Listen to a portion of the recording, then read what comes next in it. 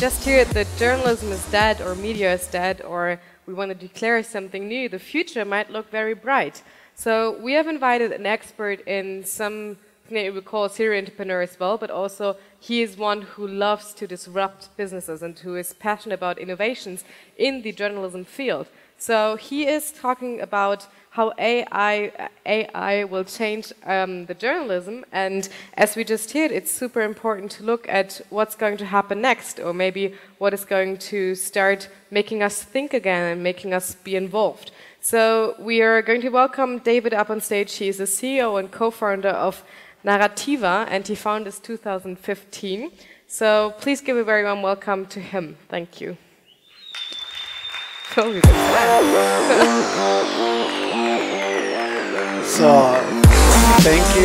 thank you for inviting me to talk here. I actually just arrived from Abu Dhabi, where I was talking with many media companies, and I have to say that they have a very different version or idea about the future of journalism. They see it in a very different way, but of course it's a very different reality. And I think throughout my presentation, I think it's important to consider that our way of looking at things is very biased. It's very determined by our own experience and our own views and beliefs. Anyway, I'm going to talk about disruption. I'm going to talk about how we can use artificial intelligence to generate smart content for the media industry. Okay? Since journalism is dead, or at least it was declared that it's dead. Actually, I don't think it's dead, but I think it needs to be reinvented. But I'm going to talk about how Narrativa is helping media companies to generate smart content. I will explain what is smart content. And I will also give you my view about also some of the things that they discussed before, connected with Facebook, Google, and other platforms that, by the way, they use artificial intelligence to give you the content they think you will consume. And I will talk about the implications of this. So first, I don't know, you probably follow the Olympic Games last summer, but I don't know if you know that during the Olympic Games, over 8,000 stories covering the games were automatically generated by computers with no human interaction. Washington Post used a bot to write news about the medals, the results, also some Chinese media agencies. And I think this is just the peak of the iceberg, and this is my prediction. My prediction is that within the next 5 years, 90% of all new content online will be created by computers. Does it mean that journalists will not create content? The answer is no. I think Francesco Marconi from AP, he made a good point. AP was able to generate 10 times more content by using technology that transforms data into news. And I think this is what is going to happen. There will be a lot of journalists writing very insightful stories, but there will be a lot of content created by machines, covering news based on data, and as Francesco mentioned before, news that are always very repetitive, from financial reports to game summaries and so on. But what is smart content? This is very important. I think that technology gives us the ability to tailor information to individuals. What it means that if I am located here and I want to read news about, for example, unemployment in Germany, of course I'm interested to know about the unemployment in Germany, but probably I am very, very interested to know about the unemployment of my city, my region. Same applies to the writing style. Maybe I want to get a story talking to me like Shakespeare. So smart content is basically we use our technology to generate smart content that adapts to the user, gives more relevant information about the topic the user, consumer, wants to read about. And we tailor it to him or to her. But this is very important. There is a lot of confusion when we talk about smart content, and I would like to give you an example of what is not smart content. Smart content is not tailored to ideology, political views, gender. So we will not tailor a story. We will not create a story given an angle that you might like. I think news needs to be objective. And I think this is very important. We have to report news as they are. We can adapt it to your taste, but we cannot give an angle. We cannot tailor the story to your taste. And this is very important. So, what I'm going to show you now is an experiment that I ran last week about what happened in the campaign, in the elections in the US. I think I encourage you to do also similar tests because I was very shocked. I didn't expect these results. And this is connected to what is not smart content. So I went to Pinterest and I just typed Clinton. And this is what I found. So these are just two examples, but basically most of the top 20 results were basically results that were not very pro-Clinton. And I thought, okay, right, so maybe the algorithm, as I say, they use artificial intelligence, is going to give me, bad news because maybe bad news or, negative content attracts more attention. So this is what I got for Clinton. And I say, okay, right. So what I'm going to get for Trump? I was so shocked. This is what I got for Trump.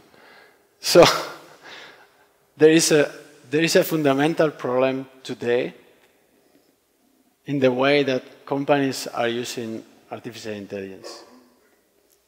I'm gonna talk a bit about this because it is very important to have this into account and as a society together create rules to rule the new reality that is coming.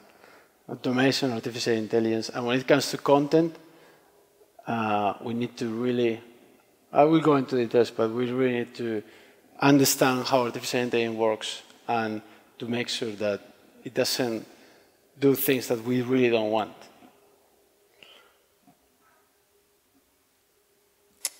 Why do you use artificial intelligence to generate smart content? So, when it comes to solving problems today, there are two approaches.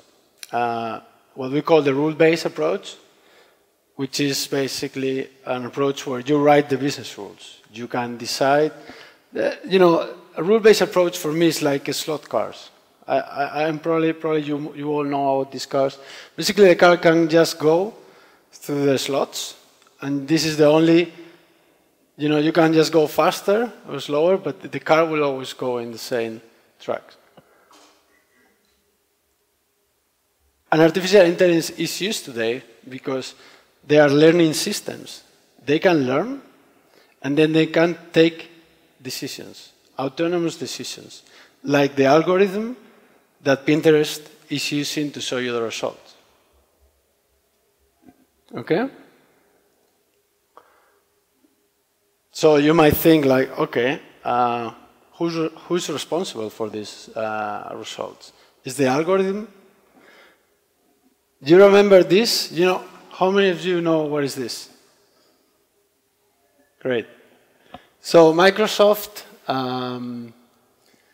developed a bot using artificial intelligence that learn learn from examples from the internet, from Twitter, and basically the bot, the technology created its own personality, and it started.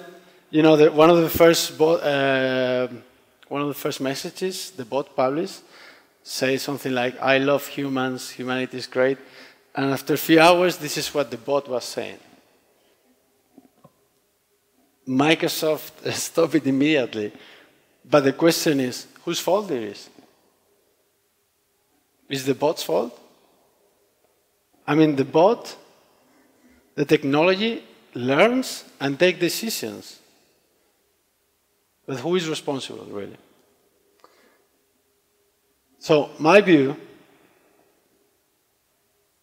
humans, the people who train the system, is responsible. So in the case of Facebook and other social networks, the responsibility, people talk about the algorithm, about artificial intelligence. No.